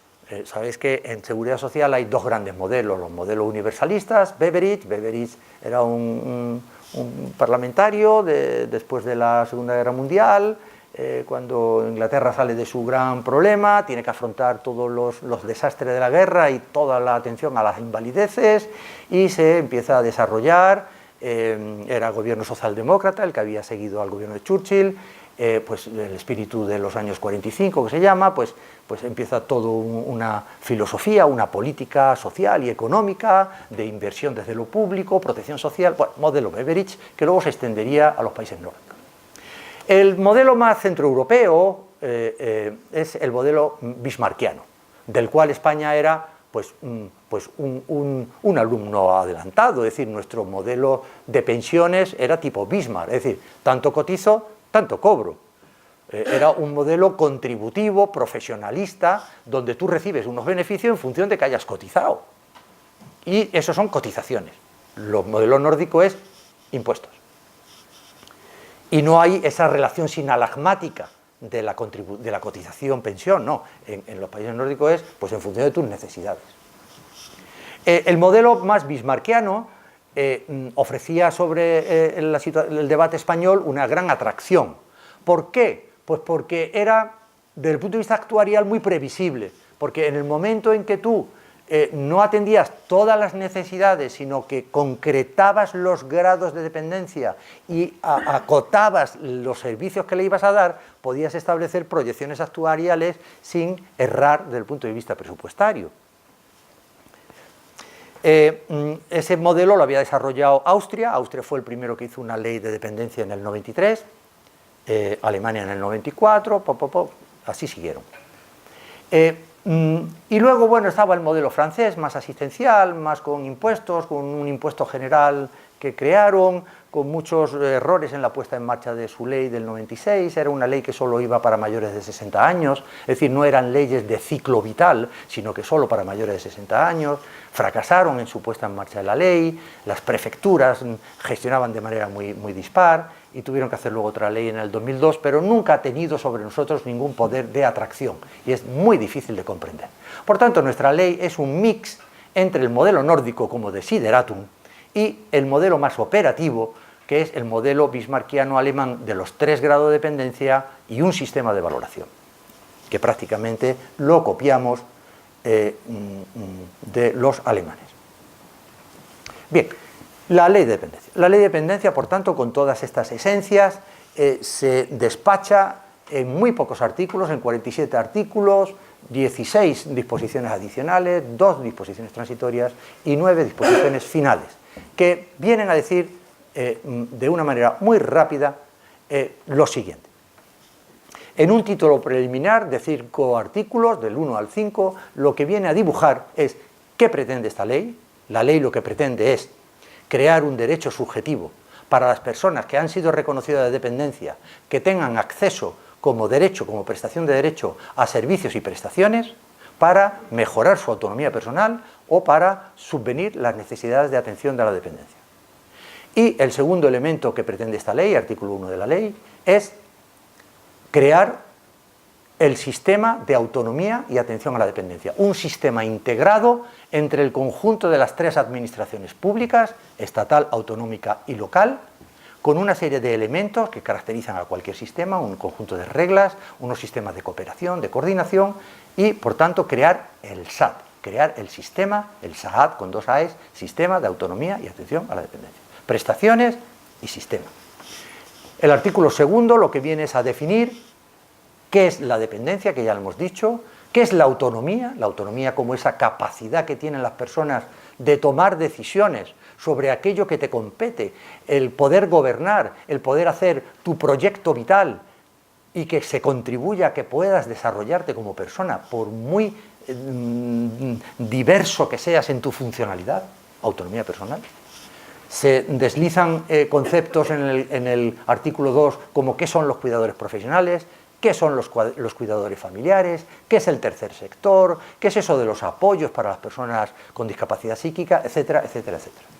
El artículo 3 es el artículo relativo a los principios de la ley, una ley universal, de calidad, accesible, basada en la cooperación interadministrativa, basada en la cooperación intersectorial,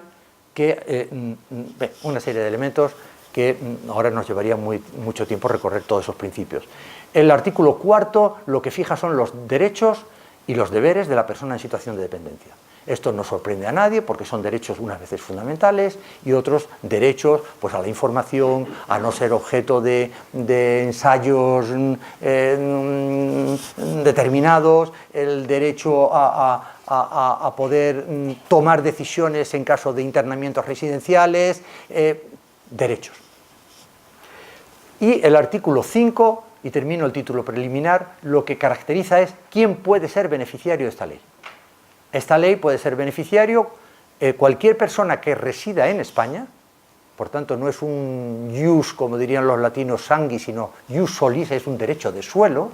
Lo único que se exige es que lleve 5 años viviendo en España, salvo los niños menores, obviamente. Ese derecho, por tanto, esa obligación la tienen sus padres, no el niño pequeño, obviamente. Que haya tramitado la solicitud, o mejor dicho, que haya estado en España viviendo 2 años antes de tramitar su solicitud. Por supuesto que haya sido reconocido con cualquiera de los 3 grados de dependencia. Y luego hay toda una materia relativa, más compleja, que podría interesar en el coloquio quizás, pues en cuanto a los extranjeros, distinguiendo lo que son ciudadanos europeos, de la Unión Europea, que tienen los mismos derechos que nosotros, a los ciudadanos extracomunitarios. También hay una referencia a los españoles emigrantes. Bien, el título primero de la ley lo que viene es a determinar todos los elementos fundamentales y más operativos del sistema. Va diciendo en primer lugar todo el tema de las competencias. El artículo 6 define con más concreción el sistema.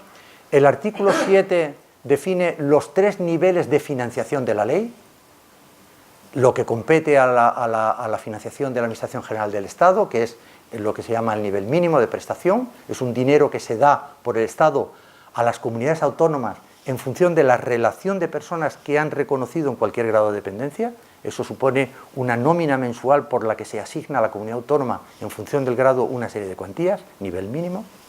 El nivel conveniado, que son unos convenios para el desarrollo de infraestructura, que pone 1 euro cada parte, un tanto la Administración General del Estado y en espejo la misma cuantía las comunidades autónomas. Y el nivel adicional, que dice en el artículo 7 que además de esos dineros, las comunidades autónomas que quieran mejorar la atención de sus ciudadanos, dado que son competentes en ello, pues pueden hacerlo a mayores. El artículo 8 va estableciendo el gran órgano de coordinación que es el Consejo Territorial. El artículo 9 luego habla de nuevo de las competencias del Estado, el impulso, la coordinación, la legislación básica. Por legislación básica vamos a entender siempre no solo la ley, sino los reales decretos. Eso es legislación básica. El artículo 10 habla de los convenios de cooperación. El artículo 11 habla de las competencias de las comunidades autónomas. Hay una ristra enorme de actividades que van desde la planificación, la gestión, la contratación de equipos de valoración, las evaluaciones, la coordinación sociosanitaria, etcétera, etcétera, etcétera. Y el artículo 12, termina así uno de los capítulos de este título importante, habla de las entidades locales y dice que también las entidades locales, sean ayuntamientos, sean diputaciones, sean los cabildos canarios, los consell mallorquines o las 3 diputaciones forales, contribuirán con sus servicios en el sistema de atención a la dependencia. La ley va avanzando y entra en un otro capítulo, el capítulo siguiente, ya estamos en el 13, donde lo que va a ir definiendo las prestaciones y los servicios. Aquí voy a hacerlo un poquito más refrescante con esta visión de lo que vienen a decir esos artículos y a presentar de alguna manera de qué servicios estamos hablando y de qué prestaciones.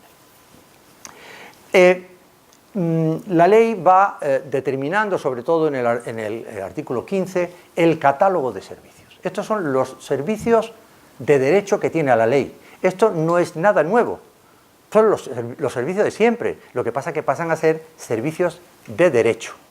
¿Qué servicios son esos? Pues los servicios de prevención y promoción de la autonomía personal.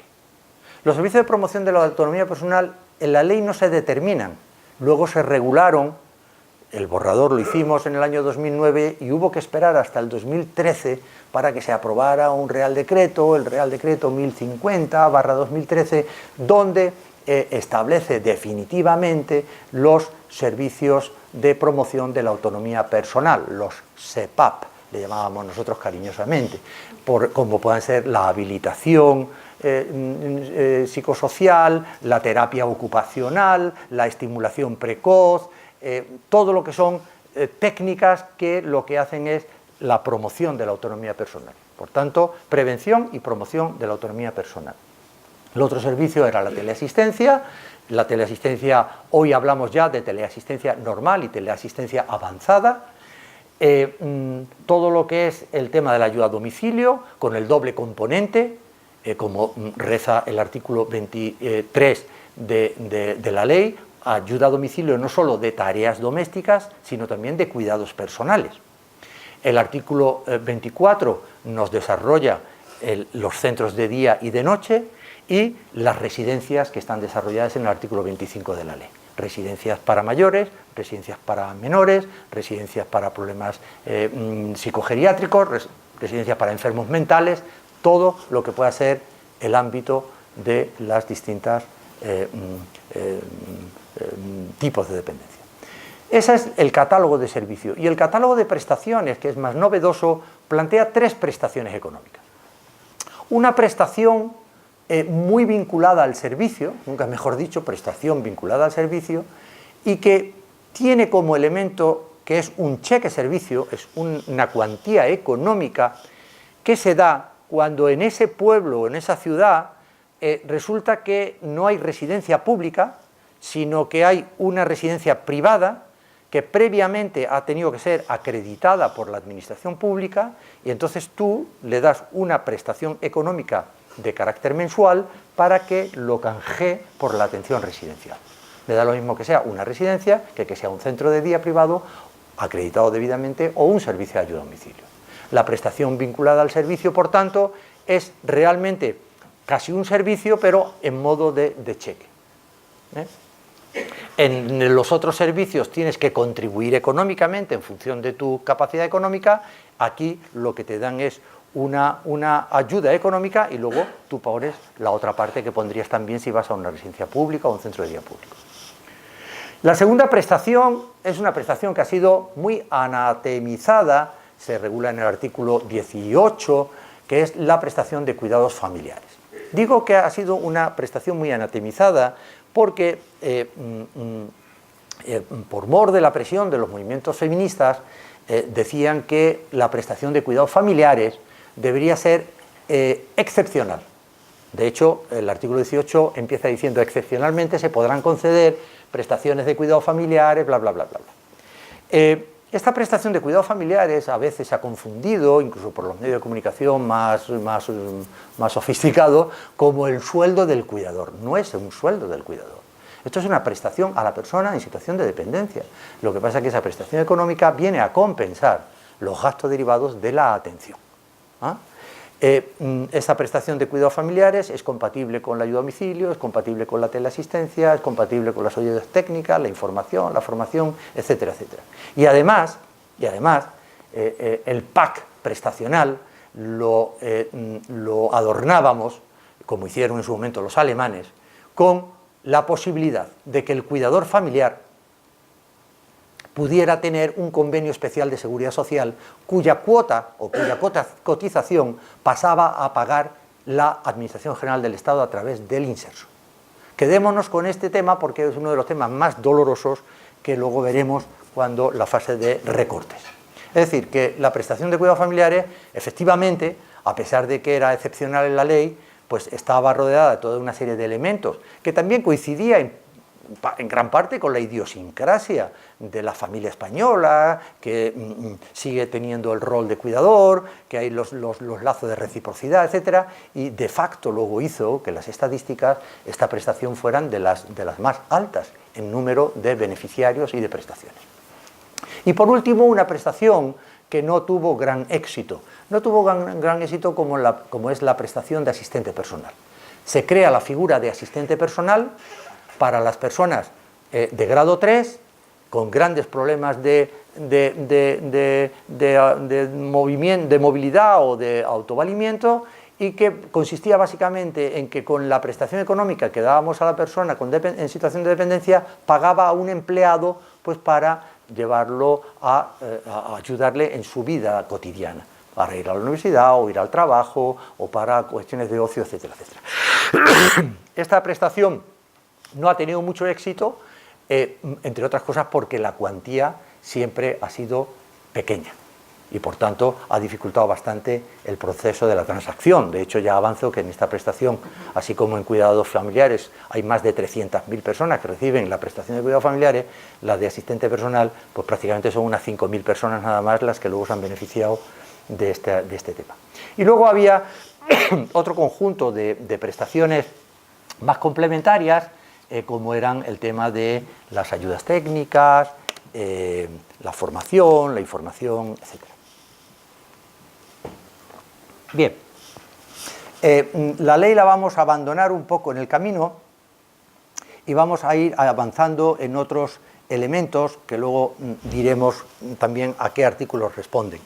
Básicamente la ley luego va trabajando todo el tema de las valoraciones, todo el tema de las resoluciones, todo el tema de la calidad, la formación de los profesionales. Es una ley corta en artículos, pero muy densa en lo que hay detrás de cada artículo.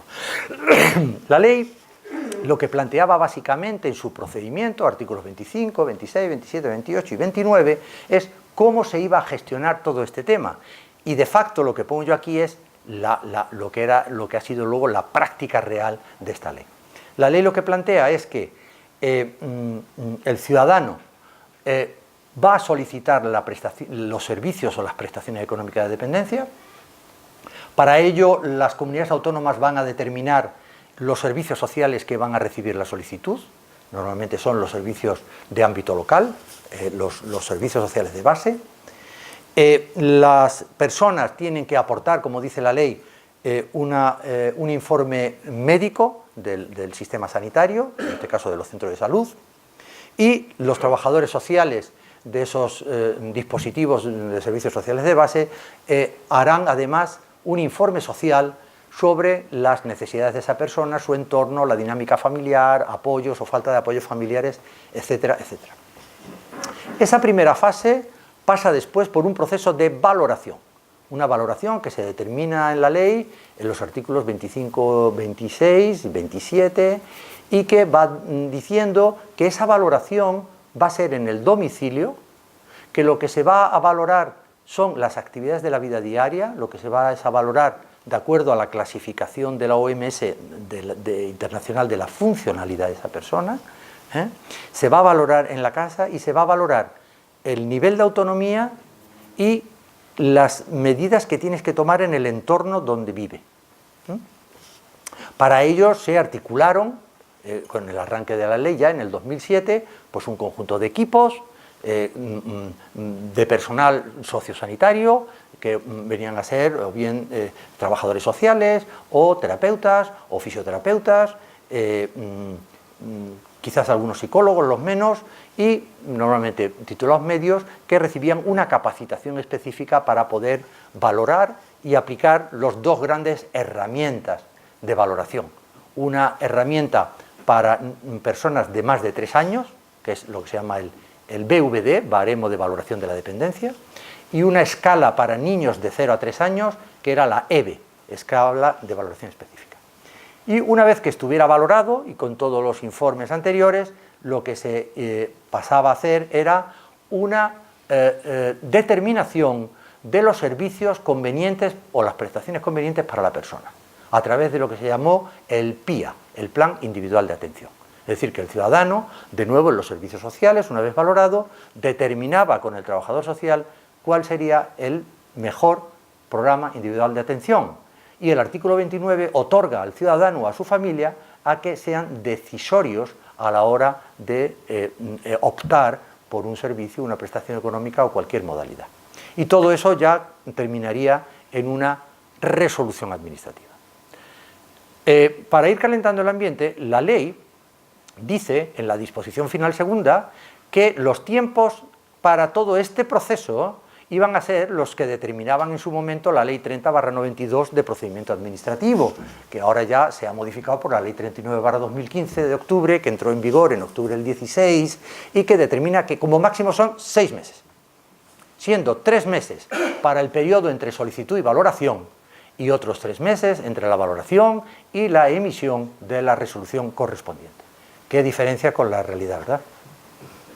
Bien, no voy a hablar del sistema estadístico, me voy a decir que con la puesta en marcha de la ley hubo esos 5 años de una gran actividad normativa que nos permitió muy rápidamente, quizás demasiado rápido, como decía Gabriel, demasiado rápido. Ahí debo hacer una crítica a los responsables en aquel momento, que había necesidad de poner en marcha la ley en muy poco tiempo y que ya hubiera muchas personas reconocidas dependientes.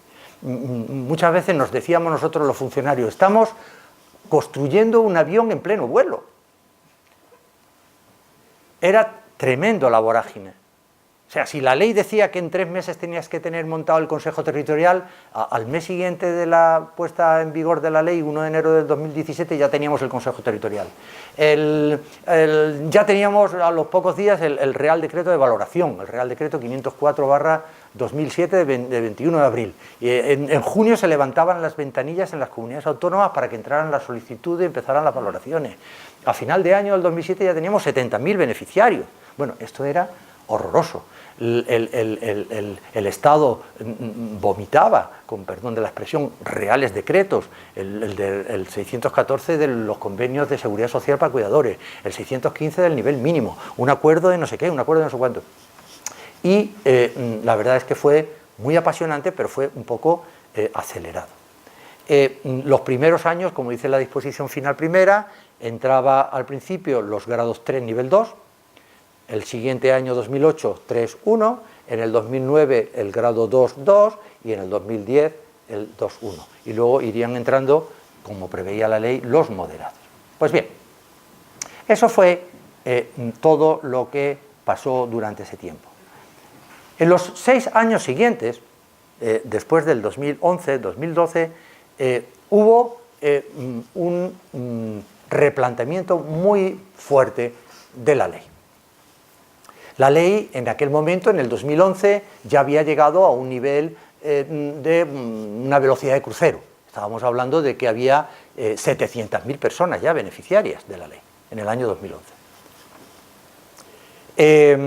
De los pocos anuncios que se hicieron en el arranque de la legislatura de aquellas elecciones que se celebraron en el 2016, en noviembre, de los pocos declaraciones que se avanzaron es que se iban a mantener todos los sistemas de protección social, pero sí se iba a modificar la ley de dependencia.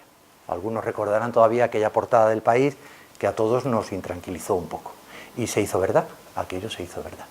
Tanto en la ley de presupuestos de diciembre para el año siguiente, 2012, como, sobre todo, en el Real Decreto Ley 20/2012 se le dio, si no la vuelta al calcetín de la ley, pero se modificaron de manera muy fuerte muchas cosas que voy a pasar a recordar. Bueno, se modificaron en esta norma, en este Real Decreto Ley 20/2012, se modificó el calendario de entrada de los moderados. La ley planteaba que en el 2013 ya habrían entrado los moderados grado 2 y grado 1. Perdón, los moderados nivel 2 y nivel 1. Pues bien, lo primero que hizo la ley de acompañamiento presupuestario antes del 20/2012 fue decir que se aplazaba la entrada del derecho de los moderados hasta julio del 2015. Por tanto, todo el proceso de implantación de la ley se demoraba en 2 años, del 2013 al 2015. Se eliminaron los niveles que tenía cada grado. Antes, en la ley, cada grado tenía 2 niveles. Eso era muy importante, porque a cada nivel le correspondía una cuantía económica. Y además hacía más progresiva la entrada en vigor de la ley, la implantación de la ley. Lo primero que se hizo fue quitar los niveles. Claro, al quitar los niveles, la cuantía de nivel mínimo que paga la administración ya no era ni siquiera una semisuma del nivel 2 y el 1. Es decir, que si, por ejemplo, antes se pagaba, estoy haciendo memoria con las últimas cuantías que pagábamos de nivel mínimo para los grados 3.2 y 3.1, pues pagábamos 266 euros para cada persona reconocida con grado 3.2 y 175 para los de 3.1. 266 y 175. En el momento en que se quitaron los niveles, eso dio como consecuencia que el nivel mínimo para grado 3 se cifró en 166 euros. Ni siquiera era la semisuma, porque 266 más 175 serían 400 y pico, sería una media de 200 euros. Pues no, ahí hubo una bajada muy importante. Es decir, que por razones económicas se vendió este tema como que era pues para facilitar la valoración. No, era para de alguna manera borrar la traza de las cuantías que pagábamos por cada reconocido y bajar de manera importante el nivel mínimo, como luego se dice más adelante. Se ralentizó la entrada de nuevos solicitantes. De hecho, los 700.000 beneficiarios que había en diciembre del 2011 se mantuvieron durante el 12, 13, 14. Se aumentaron de manera tremenda los tiempos de resolución de los expedientes, a veces superando, como ha dicho la Cámara de Cuentas de la Comunidad de Madrid, 800 días en la resolución de un expediente de dependencia. Se restringieron las cuantías de las prestaciones económicas. Todas las prestaciones económicas que se daban se bajaron un 15%. Por ejemplo, la prestación vinculada a servicio que tenía una cuantía de 800 euros, pues a eso quítenle, en el grado 3, quítenle un 15%. Luego, las de 500 pues se quedaban pues, con un 15%. Si a eso se le añade los nuevos cálculos de copago y de cálculo de la capacidad económica, se endurecieron de tal manera las cuantías de las prestaciones que prácticamente la resultante como promedio ha quedado en que una prestación económica de prestación vinculada o de asistente personal para el grado 3 hoy por hoy tiene una media de 500, para el grado 2 de 300 y para el grado 1 de 160 o 170 euros. El nivel mínimo, es decir, el dinero que paga la administración, pues se bajó en un 13%. De hecho, si el presupuesto del Inserso en el 2011 para nivel mínimo eran unos 1.400 millones de euros, luego pasamos a tener unos 1.000 escasos millones de euros. Se eliminó la cotización de los convenios especiales de los cuidadores. Nosotros teníamos en su momento 170.000 cuidadores que cobraban, que tenían el convenio especial y que se pagaban los 165 o 170 euros mensuales de cotización. Todo eso se eliminó. Se dijo que los convenios especiales seguirían, pero que voluntariamente el que quisiera y que se pagara su cuota. Por tanto, bajó de 170.000 a aproximadamente unas 7.000, 8.000 personas. Se eliminó el nivel conveniado. El nivel conveniado era fundamental. El nivel conveniado, aparte del nivel mínimo, eran mediante unos convenios donde el Estado ponía 258 millones de euros que eran correspondidos por otra cifra similar de las comunidades autónomas. Por tanto, eran unas cifras en torno a 560 millones de euros, casi 90.000 millones de pesetas que iban destinados a ampliar y reforzar las necesarias infraestructuras, bien fuera con centros propios o concertados. Bien, esto fue en síntesis aquellos recortes. Ya para terminar, dos últimas palabras, recordar algunas macrocifras y abrir por tanto el coloquio al menos con media hora. Las macrocifras del sistema en este momento, con datos de este año, vendrían a ser lo siguiente. En este momento, expedientes vivos, solicitudes que tiene el sistema. Perdón, antes de decir esto, no sería justo si no dijera que a partir del 2015 hay un cierto aumento, relanzamiento de los nuevos beneficiarios. También es cierto que la entrada en vigor de las prestaciones SEPAP de promoción de la autonomía personal, vamos a llamar prestaciones low cost, bajo coste, ha hecho que aparezcan muchos nuevos beneficiarios que están recibiendo estas prestaciones de bajo coste, y además ha habido toda una estrategia generalizada, que no me parece mal. Lo que sí me parece mal es que se bajaran mucho, como se bajó muchísimo, la intensidad de las horas de servicio de ayuda a domicilio, que se me ha olvidado decirlo. ¿Qué ocurrió con las nuevas medidas estas? Pues que bajaron la intensidad de los servicios. Si antes la ayuda a domicilio para el grado 3 era entre 75 y 90 horas al mes, o para el grado moderado era entre 30 y 45 horas, pues todas estas intensidades se bajaron. Y al bajarse, ¿qué ocurrió? Que prácticamente llegaron a unos niveles de intensidad como los que venían teniendo los servicios sociales en la ayuda a domicilio. Con lo cual, toda esa gente que estaba por fuera de la dependencia y que estaban atendidos por los servicios sociales generales, empezaron a entrar en la dependencia, con esas intensidades tan bajas. Por tanto, quiero decir que el incremento de los beneficiarios que hemos podido observar en los años 2015, 2016 y 2017, que ha sido un incremento notable, ha venido muy de la mano de los servicios de promoción personal de bajo coste, de los reconocimientos de la gente que ya venía siendo atendida por teleasistencia o por ayuda a domicilio. Y de luego se ha hecho una política, que por otro lado no me parece mal, de reconocer aún más a la gente que ya estaba recibiendo servicios en centros de día y en residencias. Por tanto, no se ha creado tanto infraestructura como que se ha reconocido a más a gente que estaba ya metida en los sistemas de servicios sociales. Bien, ahora sí puedo decir que el número de expedientes vivos en el sistema está en número redondo en torno a 1.600.000, que 1.500.000 están reconocidos y valorados, que 1.200.000 tienen potencial derecho, que de ellos 950.000 son beneficiarios con prestaciones y que habría unos 330.000 ciudadanos en lista de espera. 330.000 ciudadanos en lista de espera. Aquí lo dejo, habría más gráficas, más posibilidades de ver el tema. Simplemente decirles, y lo dejo ahí por si interesa en el coloquio, que a lo largo del 2017 ha habido un acuerdo de la Administración General con las comunidades autónomas para poner las bases de lo que ojalá pudiera ser una revisión de la ley, un relanzamiento de las previsiones de la ley, una mejora de la financiación y lo que podría ser un conjunto de buenas intenciones que yo desde luego aplaudo en su literalidad, pero desde luego pues sería muy deseable que todo lo que ahí se ha aprobado, porque luego lo ha aprobado el Consejo Territorial, pues todo esto se pusiera en marcha.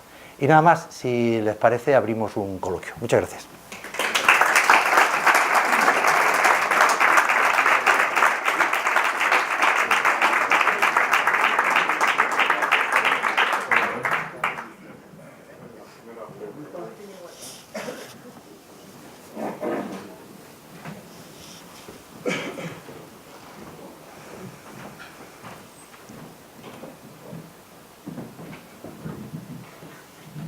¿Podría quizá darnos dos palabras sobre cómo lo hacen los japoneses? Porque no ha hablado mucho de eso. Bueno, muy rápidamente. Los japoneses, con sus 127 millones de habitantes y su perfección y su manera de hacer, pues no hacen como nosotros, que utilizan un sistema de valoración pues con 30 o 40 ítems. Estos son 500 ítems, eso ya para empezar, ¿no? Todo eso ya va preparando el terreno de lo que es la determinación exhaustiva de las necesidades de las personas que valoran el sistema de dependencia. Y el sistema de dependencia pues es un sistema dentro de los parámetros económicos y de riqueza que tiene Japón, de luego son mucho más fuertes que los nuestros, y también adoptan la doble modalidad de o bien servicio o bien prestaciones económicas. Solo tienen como elemento diferencial con otros sistemas que es a partir de los 45 años. De 45 años para abajo tienen otros dispositivos en el ámbito de las políticas de discapacidad y por tanto son para personas mayores de 45 años.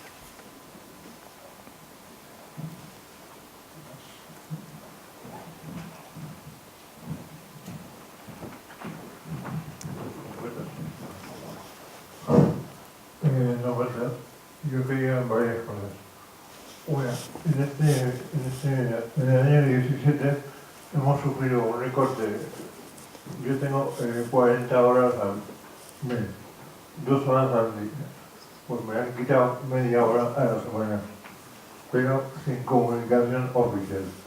Ha venido simplemente la coordinadora del centro privado y me ha dicho que no podía dar nada por escrito. Y la comunidad, hablé con la directora de dependencia de la Comunidad de Madrid, me soltó un rollo impresionante que no hay quien sabe qué. O sea, dijo que habían hecho mal los cálculos de lo que me correspondía, entonces pues al cabo de 7 años de tener esta prestación, pues parece mentira que me digan que me quitaron las... O sea, han tenido 7 años para ver cómo se hace un cálculo, y yo tenía eso como los fines de semana, o bueno, y los días de fiesta, o sea, los días no laborables, nos podemos inventar, o sea, nos podemos morir, porque no hay nadie que venga a casa. O sea, eso es un fallo de la ley en sí, porque no está regulado que vengan los domingos ni que vengan los días de fiesta. O sea, entonces, eso es un fallo grave. Lo que le pagan a la auxiliar en la empresa son 14 euros y pico. Con eso ganan una miseria. O sea, tienen que hacer muchas horas y moverse de un lado para otro perdiendo todo el día en transportes. Por lo cual ganan, pues a lo mejor 600, 700 euros. Y suelen ser mujeres que tienen familia y que están hechas polvo, y suelen ser emigrantes. Aquí en Cantón la mayoría son emigrantes de Hispanoamérica, porque se tienen que aguantar y tienen que cobrar una miseria y les tratan fatal. La formación es nula, no tienen ni idea ni siquiera de hacer una transferencia, ni lo que es una silla de ruedas, ni cómo... ni qué le pasa a una persona con discapacidad. Hay cierta discapacidad que hay que tener un poco de idea de sus necesidades, ¿no? Luego, otro punto, el tema que has tocado de la ayuda familiar. Yo me ayuda mi mujer, si no estaría en la cama todo el día. O sea, porque con 2 horas al día, pues, como dirás. O sea, mi mujer a cambio no cobra nada. Ella tiene la ley de dependencia porque tiene una lesión seria en la columna vertebral, que la está incapacitando, pero si no, no le aumentan las horas, no la disminuyen. O sea, y eso es la política del partido que gobierna en este momento, los recortes. Eso de que no hay dinero, había que discutirlo. O sea, porque yo no me lo acabo de creer, que no haya dinero para esto y para otras tonterías como salvar autopistas que no valen para nada, sí que hay dinero, ¿no? Entonces, ¿qué pasa con eso? O salvar la plataforma Castor, ¿no? Que costó 1.500 millones por pagar a Florentino Pérez un dinero que no le correspondía. O sea, porque entonces si aplicas esa ley de que si te sale mal el negocio tú le pagas esta, pues aquí ¿qué pasa? O sea, en dependencia ¿qué pasa? O sea, si no hay dinero, tendría que sacarlo de alguna forma. Bien puesto a los más ricos, aumentar el IRPF, o sea, cosas que no quiere hacer el PP porque sabe que se va a la calle enseguida. O sea, igual que vale, está claro. Bueno, lo último era lo de la ayuda de mi mujer, que no quieren reconocerla como que me está ayudando. Entonces, no quieren darle ni siquiera la pensión no contributiva. Ella nunca trabaja, no tiene pensión. Y por estar casado conmigo, no le dan nada. Lo pedirá me han dicho que no. Gracias. Sí, sí, vamos a ver, hay una cosa que es cierta, es decir, no puede haber concurrencia de prestación económica con servicio. Las prestaciones económicas, en la ley, lo dice la propia ley, ya no es la aplicación mejor o peor que puede hacer una comunidad autónoma, la ley establece una compatibilidad y unas incompatibilidades entre los servicios y las prestaciones. Hay servicios que son compatibles entre sí, pero una prestación económica nunca es compatible con un servicio. Entonces, o se opta por prestación económica o se opta por servicios. Luego, otra cuestión, que es la primera que tocaste y que yo creo que también yo le he enunciado. Uno de los recortes más dolorosos que se produjeron a partir del Real Decreto 20/2012 fue la minoración de las intensidades, que luego se plasma en el Real Decreto 1050/2013. Ahí lo que se hace es que los intervalos de ayuda a domicilio para grado moderado 30-45 horas, o sea, 1 hora y pico, de 1 hora a 1 hora y pico al día, de 45-75 grado severo y 75-90, o sea, llegando a 3 horas 90 por 30 días, 3 horas al día, todo eso lo bajaron y pusieron el techo de la ayuda a domicilio en 75 horas. Es decir, que efectivamente los grados 3 lo están dando con un intervalo de horario entre 45 y 75 horas. Y entonces, en tu caso concreto, además, van y aplican el suelo de ese intervalo, de esa horquilla, lo cual parece bastante contrario a lo que es esperable en función de tu nivel de funcionalidad. Entonces, yo pienso que aquí lo que hemos tenido pues son... en fin, lo podéis calificar vosotros. Yo soy un hombre de la administración, no quisiera tampoco, aunque ya es una hora casi propicia a las confesiones y ya está uno un poquito calentito, ¿no? Pero yo pienso que ha sido terrible lo que ha habido. Solo habría que leer, y recomiendo a los que quieran de alguna manera en esta especie de compadecer, vamos, de consuelo, el informe demoledor que da la Cámara de Cuentas sobre la gestión de la Comunidad de Madrid, donde no hay un dato que cuadre, donde un 64% de los solicitantes han fallecido en el proceso, además una comunidad autónoma que tiene de los niveles más bajos de solicitud, es decir, no han coadyuvado a que haya información y tramitación de las solicitudes. Si uno compara, por ejemplo, esas tasas de solicitudes con una comunidad como Andalucía o como Castilla-León o tal, es decir, incluso comunidades del mismo signo político, pues es que están a la mitad. Es decir, que en vez de tener casi 200.000 beneficiarios, tienen en este momento 117.000. Y dicen tener poca lista de espera. ¿Dónde están? ¿Qué pasa con todo eso? Te he traído aquí este cuadro, y con ello termino, que compara incluso con datos promediados de lo que es la ayuda a domicilio cuando juntas la ayuda a domicilio del sistema de dependencia con la de servicios sociales, y Madrid tiene una intensidad horaria promedio de 17 horas al mes. Cuando hay otras comunidades como Valencia, que hasta hace poco estaba muy mal, porque Valencia ha funcionado de desastre, pues que ahí la tenemos ahí con 33 horas de promedio. O sea, Madrid es de las comunidades autónomas con menor intensidad horaria. Incluso, insisto, ahí hay beneficiarios de dependencia. ¿Qué se está haciendo? Es decir, son 4 horas a la semana de intensidad horaria. Es tremendo. Es tremendo.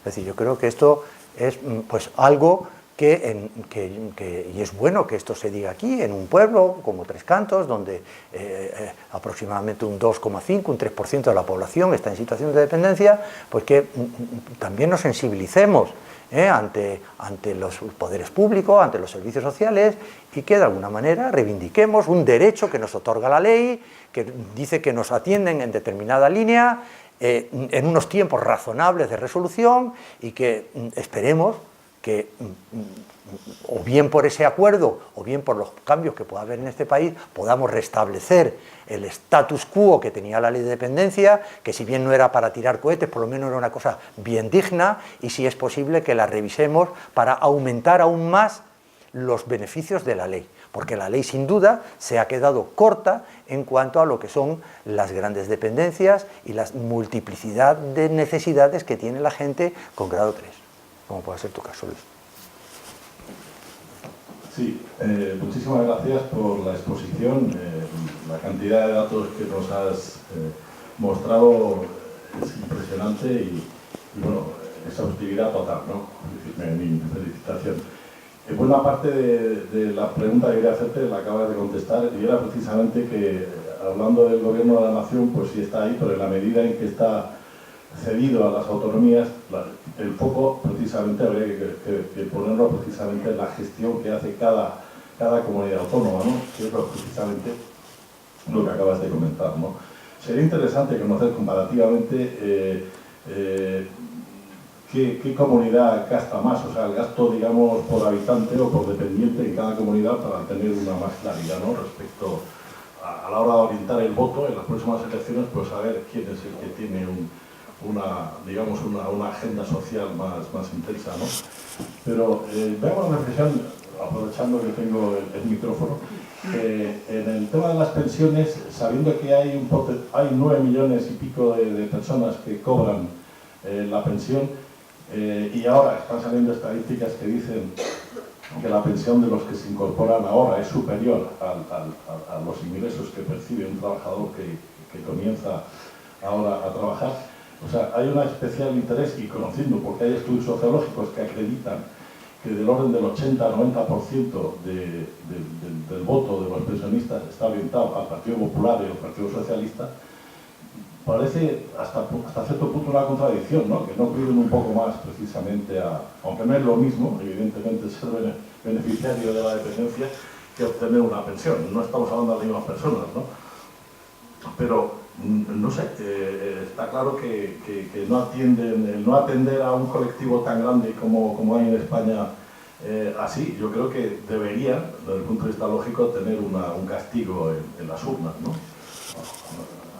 O al menos así espero que sea, ¿no? Bien, pues efectivamente ahí tenéis una gráfica que nos habla un poco de cómo gestionan las comunidades autónomas, es decir, ya no vamos a entrar en aspectos cualitativos, pero al menos cuantitativamente, es decir, que si la media nacional de resolución de expedientes es en este histograma es la barra más oscura, del 72% de las demandas están satisfechas, hay comunidades que llegan a un 90% y otras que están muy por debajo. Tanto en las que están por arriba como por las de abajo nos encontramos comunidades autónomas de distintos signos políticos. Incluso se da la paradoja en las últimas elecciones, no estas recientes del 2015 autonómicas, sino en anteriores, que comunidades autónomas que siempre funcionaron especialmente mal, le sea la Comunidad Valenciana, que era el prototipo del desastre en la gestión de la dependencia, sin embargo esos gobiernos de aquella comunidad autónoma se mantenían, a pesar de que era una de las comunidades autónomas que más plataformas reivindicativas tenían de los derechos de las personas en situación de dependencia, aquello no hacía mella. Ciertamente, pues un 2,5% potencial de la población pues no mueve ficha, aunque de ese 2,5 el 74% sean mayores de 65 años. Lo que aquí se ve es una falta de correspondencia en estas políticas finas a la hora de premiar o castigar a los gobiernos en función de cómo tratan a los ciudadanos, ¿verdad?